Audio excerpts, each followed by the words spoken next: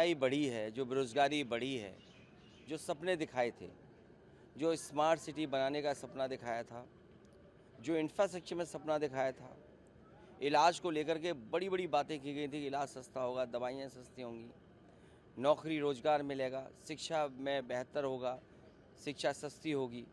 लेकिन आज भारतीय जनता पार्टी के पास जवाब नहीं है। तो संगठन के बदल जाने से जनता की नाराज़गी कम नहीं होगी और पीडीए की जो धमक है, उसी का परिणाम ये है कि अभी भी चिंता कर रहे हैं कि उत्तर प्रदेश में उनका अध्यक्ष कौन बने। अध्यक्ष बनने से ज़्यादा उनके अंदर जो इंटरनल जो डिस्कशन होता है, बड़े बड़े बुद्धिजीवी, बड़े बड़े सलाहकार और बड़ी कंपनियां बैठती हैं।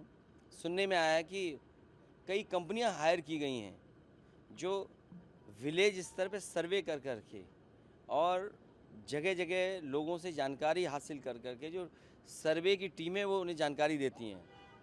तो केवल अध्यक्ष बनाना नहीं है, वहाँ ओसीएम और डीसीएम को भी बदलने का मामला चल रहा है। ओसीएम को कहाँ पहुँचाएं, डीसीएम को कौन सा पद दें, तभी उनका प्रदेश का अध्यक्ष तय हो पाएगा। सर, डिप्टी सीएम है ब्रजेश पाठक, वो जेपीएनआईसी को लेकर समाजवादी पार्टी पर आरोप लगा रहे हैं कि बड़ा भ्रष्टाचार हुआ है। देखिए, वो कुछ नहीं जानते, क्योंकि उन्हें अपने अस्पताल, मेडिकल कॉलेज, उनकी चिंता करनी चाहिए। और मैं आज आपसे कह रहा हूँ, रिकॉर्ड पे रख लेना आप बात, जितने भी मेडिकल कॉलेज हैं, किसी भी मेडिकल कॉलेज में जो मानक के हिसाब से प्रोफेसर्स होते हैं, असिस्टेंट प्रोफेसर्स होते हैं, टेक्नीशियंस होते हैं, वो किसी अस्पताल में नहीं है। और उसी का परिणाम ये है कि प्राइवेट अस्पताल तरक्की कर रहे हैं और प्राइवेट अस्पतालों में लोग भाग रहे हैं इलाज के लिए। आप केजीएम में चले जाएं, आप लोहिया इंस्टीट्यूट में चले जाएं, आप पीजीआई में चले जाएं, बड़े पैमाने पर भीड़ है। और दूर ना जाएं आप, बगल में कैंसर इंस्टीट्यूट है। जिस डॉक्टर ने मुझे केवल दिखा दिया, हम लोगों को सच्चाई बता दी, उस डॉक्टर को शुक्ला थे कि वाजपेयी थे, मुझे याद नहीं है, उनको हटा दिया ट्रांसफर पोस्टिंग से। कैंसर इंस्टीट्यूट बगल में है, कैंसर का इलाज नहीं हो रहा है। उनके अपने नेता जो बीजेपी का जिस समय बनना था और जिस समय पहले अध्यक्ष चुने गए, पहले प्रधानमंत्री बने, उनके नाम पर यहाँ यूनिवर्सिटी बनी है। मेडिकल कॉलेज बनाने का काम था, यूनिवर्सिटी बनाने। क्या अटल बिहारी वाजपेयी के नाम पर जो यूनिवर्सिटी बननी थी, उसमें क्या इलाज होने लगा?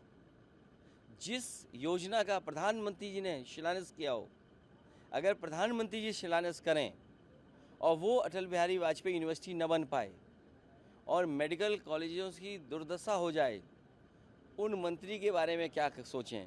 वो रात भर सो नहीं पाते, रात भर कैसे सीएम बने उनका सपना देख रहे हैं। जो व्यक्ति सीएम का सपना देख रहा हो दिन रात, उससे आप क्या उम्मीद करोगे? और जेपीएनआईसी वो बिल्डिंग है जो one of the best building है, और उन्होंने एलडीए को इसलिए दिया है क्योंकि वो बेचना चाहते हैं। सोसाइटी जो थी, वो सोसाइटी का मैं फाउंडर मेंबर हूँ, हमारे राजेंद्र चौधरी जी फाउंडर मेंबर हैं उसके। फाउंडर मेंबर को आपने हटा दिया, सोसाइटी को आपने हटा दिया। अगर ये परंपरा होगी कि किसी फैसले को जो कैबिनेट से लिया हो, उस फैसले को बदल देंगे, तो आने वाली सरकार भी उन फैसलों को बदलेगी जो ये कैबिनेट फैसला ले रही है। अगर कैबिनेट के फैसले बदलने लगेंगे, ये कैबिनेट के फैसले से सोसाइटी बनी थी जिसके हम लोग फाउंडर मेंबर हैं, और फाउंडर मेंबर और सोसाइटी को हटाने का लक्ष्य यही है कि वो बेचना चाहते हैं, वो चीज़ को हटाना चाहते हैं। आज आप सोचिए, हम खड़े हैं, आम का मेला कहाँ लगाया, आम महोत्सव कहाँ बन रहा है? अभय शिल्पग्राम किसने बनाया?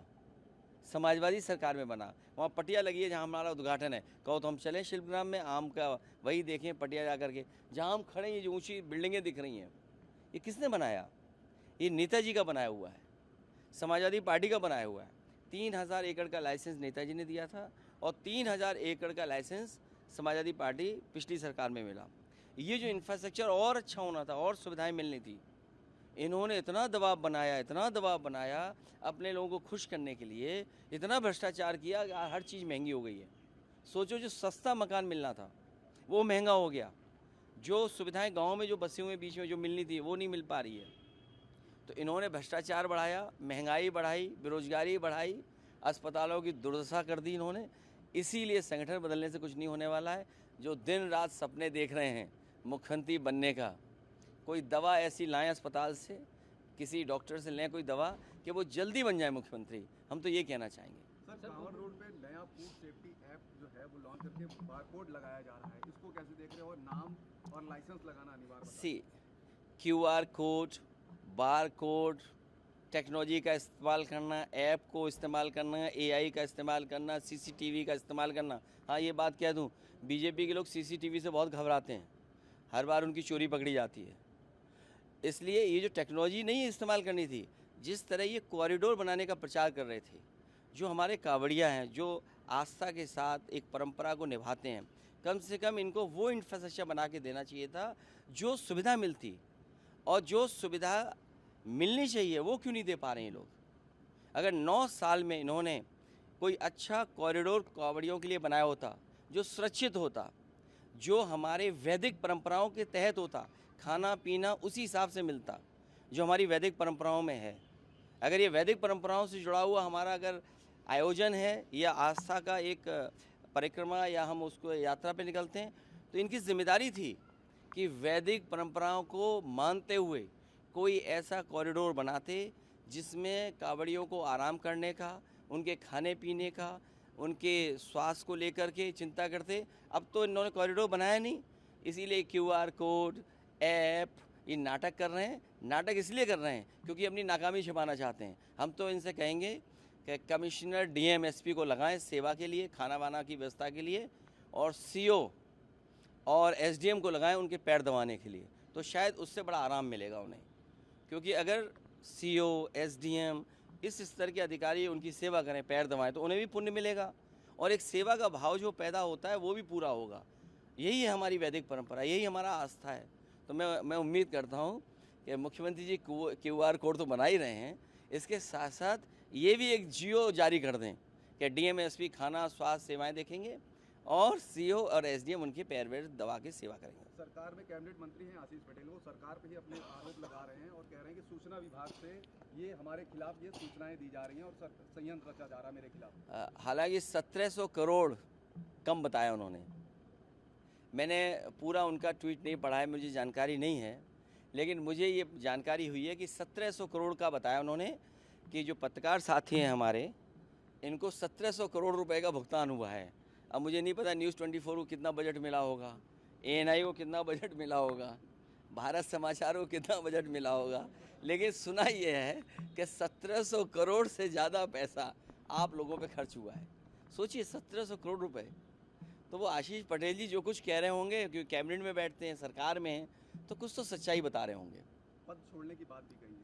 नहीं, वो उनका व्यक्तिगत हो सकता है, लेकिन जो वो जानकारी दे रहे हैं उसमें कुछ सच्चाई हमें लगती है। सर, महाराष्ट्र में हिंदी भाषा विवाद जो चल रहा है उसको आप नहीं, उस पर हमें कुछ नहीं बोलना, बस इतना बोलना है कि OCM और DCM का मामला ठीक नहीं है, इसीलिए दूसरी बातें हो रही हैं। सर, बिहार में वोटर लिस्ट को लेकर के तमाम जो है कयास लगाया जा रहा है, बताया जा रहा है कि जो वोटर लिस्ट में गड़बड़ी के चलते तमाम ऐसे मतदाता हैं जिनका नाम कट जाएगा, तो क्या चुनाव आयोग जो है विपक्ष की नहीं सुन रहा है? इलेक्शन कमीशन को बीजेपी के सारे पे काम नहीं करना चाहिए, और जो वहाँ की पॉलिटिकल पार्टीज़ जो आशंका, जो सोचती हैं कि उनका वोटर के साथ भेदभाव होगा, इस समय जब बाढ़ होगी और अचानक चुनाव सामने आ गया, कौन अपना बर्थ सर्टिफिकेट ढूंढेगा? आप 20-25 दिन के अंदर 8 करोड़ वोटरों को आप नई वोटर लिस्ट बना रहे हैं।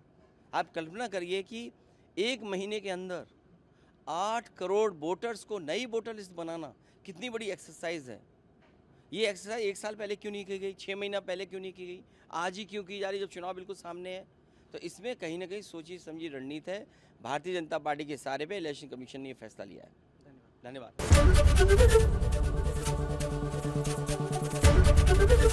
ABP गंगा, खबर आपकी, जुबान आपकी।